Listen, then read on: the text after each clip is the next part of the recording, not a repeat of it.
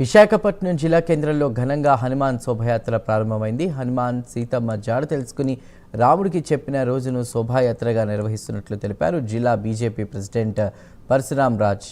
యాత్రకు సుమారు 7,000 మంది హనుమాన్ భక్తులు వస్తారని అన్నారు. సుమారు 2 కిలోమీటర్ల యాత్ర సాగుతుందని తెలియజేశారు. బీచ్ రోడ్లో ప్రతి సంవత్సరం కూడా హనుమాన్ ర్యాలీ ఒకటి నడుపుతుంది. హనుమాన్ విజయయాత్ర కింద దీన్ని మాట్లాడతారు.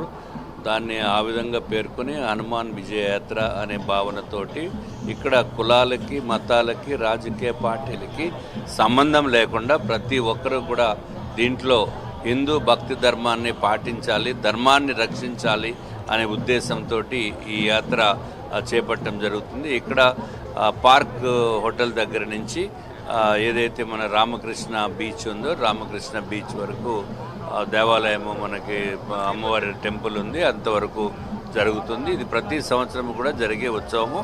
ఏదైతే హనుమంతుల వారు లంకా నగరానికి వెళ్ళి అక్కడ లంకా నగరంలో ఉన్న అకృత్యాలని పర్మనెంట్గా అక్కడ లంకా నగరాన్ని కాల్చి తర్వాత విజయోత్సవం చేసిన రోజే ఈరోజు అనే ఉద్దేశంతో ఈ కార్యక్రమము ఈ విధంగా నిర్వహించడం జరుగుతుంది. విశాఖపట్నంలో బీచ్ రోడ్లో ప్రతి సంవత్సరము కూడా హనుమాన్ ర్యాలీ ఒకటి